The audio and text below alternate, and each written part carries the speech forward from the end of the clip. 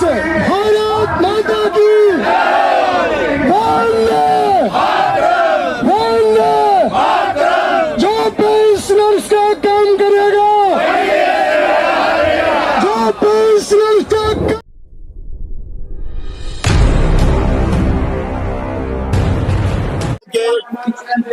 मुख्य सलाहकार आदरणीय प्रियंका जी,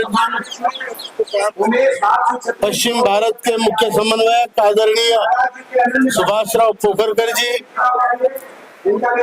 राजस्थान के अध्यक्ष आदरणीय टीपीएस चौहान जी, राजस्थान के उपाध्यक्ष आदरणीय रघुवीर सिंह बारट जी, चित्तौड़ मंडल के 4 जिलों के संयुक्त महासचिव आदरणीय महामंत्री आदरणीय हीरालाल विजयवर्गीय जी, चौधरी महिपाल जी, हमारे राष्ट्रीय सचिव आदरणीय Bahuguna ji,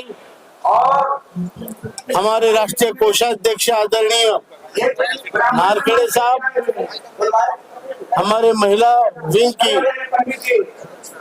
organising secretary, national organising secretary आदरणीय सरिता ताई नारखेड़े और सभी मेरे बड़े भाइयों बहनों माताओं, आज राजस्थान से आप लोग बड़ी संख्या में आए हैं। बारिश का मौसम होने के बावजूद, भयंकर ठंड होने के बावजूद आप लोग इस उम्र में यहाँ तक चल के आए, ये बहुत बड़ी बात है। ये दिखाता है कि आपका जज्बा क्या है। आप सब जो लोग हैं, आप प्रतिनिधि के स्वरूप में यहाँ पे आए हैं। आप में से, आप जैसे कई लोग यहाँ आना भी चाहते होंगे, लेकिन उनकी तबीयत, उनके पास होने वाला पैसा, आरोग्य, इन सब चीजों से देखकर वो यहाँ पर नहीं आ पाए। लेकिन आप उनके प्रतिनिधि बनकर यहाँ पर आए हैं और आप में से एक एक आदमी 1000 लोगों के जज्बात यहाँ पर पहुँचाने आए हैं, ये मैं जानता हूँ। इसलिए आप सभी लोगों का मैं तहे दिल से धन्यवाद करता हूँ। आप जानते हैं कि हमने 8 साल से संघर्ष शुरू किया है। आप लोगों ने जिंदगी भर अपने जेब से पैसे भरे और इतने पैसे भरे हैं कि उसका मूल्यांकन आज अगर किया जाए तो आपका हर एक का सरकार के पास कम से कम 20 लाख रुपए आए। 20 लाख रुपए के एवज में जो जमा किया हुआ 20 लाख आपको वापस कभी नहीं मिलेगा, और जो 20 लाख है उसका ब्याज भी नहीं मिलेगा। आपको ब्याज के नाम पे, पेंशन के नाम पे केवल और केवल 1171 रुपया पूरे हिंदुस्तान में एवरेज पेंशन मिलती है। तो हमें तो ये सरकार ने, ये व्यवस्था ने, ये क्रूर व्यवस्था ने हमें पूरी तरह से लूट लिया है। हमारे बुढ़ापे की लाठी हमसे छीनी है और हमारा हक जो पूरी जिंदगी हयात हम अपना पैसा जमा करते रहे और उसके बाद जब हमारी लेने की बारी आई, जब हमें सहारा चाहिए तो हमें बेसहारा कर दिया है। आज हमें अपने छोटे से पैसे के लिए, चाहे मेरा बेटा डॉक्टर हो, इंजीनियर हो, बड़ा हो, उसके सामने हाथ फैलाना पड़ रहा है। ये देने वाला हाथ जब लेने के लिए फैलता है तो बहुत बुरा लगता है, और ये हालत हम पर इस व्यवस्था ने लाई है। इसलिए इस व्यवस्था पे हम लानत भेजते हैं और ये व्यवस्था को बदलने के लिए आज भारत का बुजुर्ग इकट्ठा हुआ है। आज राजस्थान से आप जो लोग आए हैं, मैं जानता हूं कितने कष्ट उठाकर आप यहाँ पर आए। मैं जानता हूं आप किस हालात में यहाँ पर आए, और फिर भी आप ये युद्ध में शामिल होने के लिए किसी के एक सादे से बुलावे पर यहाँ पर आए हैं, अपना पैसा खर्च करके, अपनी तकलीफें उठा के।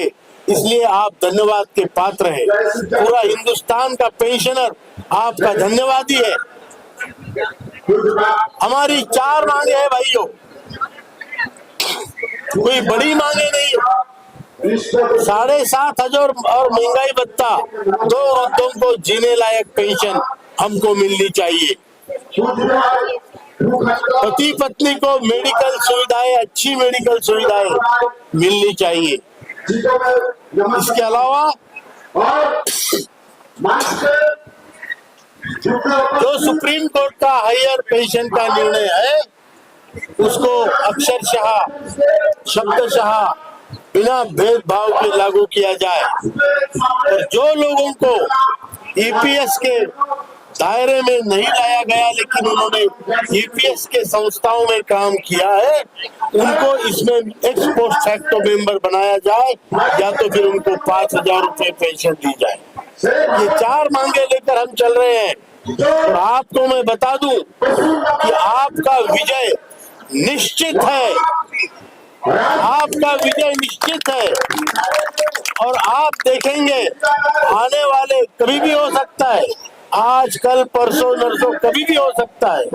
आप भाइयों बहनों, आप जीतने वाले हो। जितना आपने इस आंदोलन को इस क्रूर व्यवस्था के साथ खिलाफ खड़ा किया है, बड़ा किया है, जितने आपने आज तक कष्ट भोगे हैं, उन सब कष्टों का फल आपको जल्दी मिलने वाला है।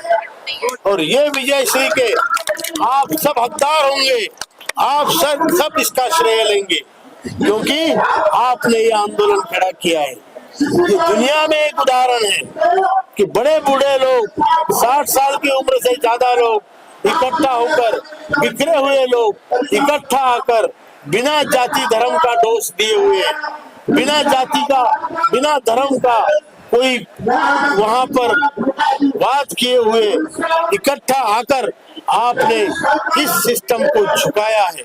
और इस सिस्टम से आप वो ले रहे हैं जो आपका हक है। ये बहुत बड़ी लोकतांत्रिक लड़ाई आपकी रही है और इस लड़ाई के आप विजेता हैं, विजेता होंगे, निश्चित होंगे। लेकिन अगर खुदा न खास्ता हमारी मांगे पूरी नहीं होती तो क्या आप त्याग और बलिदान के लिए तैयार है? अगर हमारी, मुझे यकीन है हमारी मांगे पूरी होगी। मोदी जी ने 2 बार गारंटी दी है, लेकिन खुदा न खास्ता अगर ना हो तो क्या हम अपना बलिदान देने के लिए तैयार हैं? इसी जज्बे के साथ हम ये यहाँ से प्रण लेके जाएंगे कि जो जैसे हमारे हीरालाल जी कर रहे हैं, टीपीएस चौहान जी कर रहे हैं, वैसे हम सब लोग संगठन को मजबूत करेंगे, बहुत बड़ा मजबूत करेंगे कि आगे आने वाले हमारे जाने के बाद भी किसी वृद्ध को इस देश में ना घर में ना बाहर कहीं भीख मांगनी पड़े, वो स्वाभिमान से जिए। ये हम वृद्धों का सम्मान उनको देना चाहते हैं। साहब आगे बढ़ो, साहब आगे बढ़ो, साहब आगे बढ़ो, साहब आगे बढ़ो, साहब आगे बढ़ो।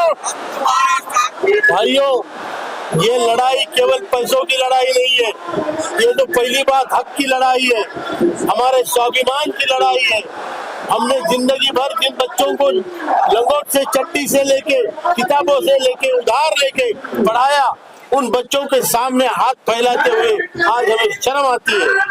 और हमें एक बार हमने बच्चे को पूछा तो 1 बार पैसा देगा, दूसरी बार पूछा मुझे मीटिंग में जाना है 500 रुपए चाहिए, तो उसकी बीवी उसको बुला लेती है। पहले जब हम काम करने वाले थे, सैलरी घर में लाते थे, तो पहली रोटी हम खाते थे, पहली रोटी खाते थे, उस पर घी तेल पड़ता था। आज जब हम 1,000 रुपए घर में लाते हैं तो उस घर में हमारी कीमत किसी झाड़ू या पोछे से ज्यादा नहीं है। हमसे सब पोछा लगवा लिया, और निचोड़ के हमें सुखा दिया गया है। घर में, समाज में और देश में हमारी हालत बदतर हो गई है। हम चाहते हैं कि देश का बुजुर्ग, इस देश का मजबूत बुजुर्ग जिसने देश को बनाया है, वो देश के, घर के, समाज के निर्णय क्षमता में, डिसीजन मेकिंग में हिस्सा हो, उसको कोई लांग के मत जाए। हमारे संस्कृति में किसी को अगर पैर लगता है तो हम उसके पैर छूते हैं, पैर पड़ते हैं उसके, उससे माफी मांगते हैं कि मेरा पैर आपको लग गया। ये सिस्टम तो हमें लांग के जा रही है, लेकिन इसके आगे जो हमें लांगेगा उसको हम टांगेंगे। मंजूर है? मंजूर है? मंजूर है। अभी ये जज्बा लेके हम घर जाएंगे, अपना संगठन और मजबूत बनाएंगे और अपना अधिकार लेके रहेंगे। ये देश किसी और के बाप का नहीं, हमारे बाप का भी है, हमारा है। और हमारे देश में क्या होना चाहिए इसका निर्णय भी हम सब मिलके लेंगे, कभी भी लेंगे, कैसे भी लेंगे और हमारा हक लेके रहेंगे। जय हिंद। 2 नारे लगाएंगे। भाइयों, हम लोग कामगार हैं। लोग जो राजनीति कर रहे हैं तो धर्म के नाम पे, जाति के नाम पे लोगों को बांट के कर रहे हैं। हमारा जो संगठन है उसमें ना धर्म है ना जात है, इसमें ये कर्म का रिश्ता है, ये कामगारों का रिश्ता कर्म का रिश्ता है। और इसलिए हम एक नारा लगाएंगे, हम सब एक, हम सब